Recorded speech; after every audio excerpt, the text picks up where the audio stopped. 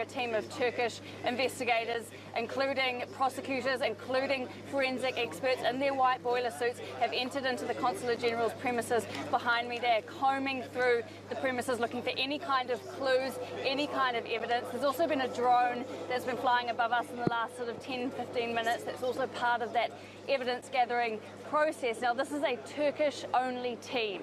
A Saudi team went in a few hours earlier, and the reason that this residence has now become the focus and the sort of flurry of all this activity is because there is the suspicion that Jamal Khashoggi was killed inside the consulate itself, which is about 5 minutes down the road. His body was then transported to this residence before being disposed of, and the person that is in charge of both of those buildings, the person that is possibly an incredibly important witness in all of this, is the Consul General himself, and he is not here. As you mentioned, he has returned to Riyadh. He left on Tuesday, and of course anything that he has seen, anything that he knows would of course be of extreme interest for Turkish authorities, but at the moment they're unable to speak to him.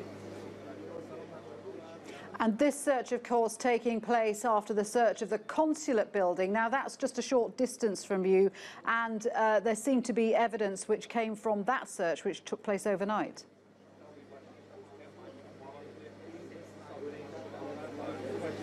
That's right. Well, Turkish authorities have said that they have evidence now that they are fairly certain that Khashoggi was killed inside the consulate itself. Now, we could speculate that is maybe perhaps why they have shifted the focus of the search to the residence now, to maybe start looking through the next steps in that chain of events.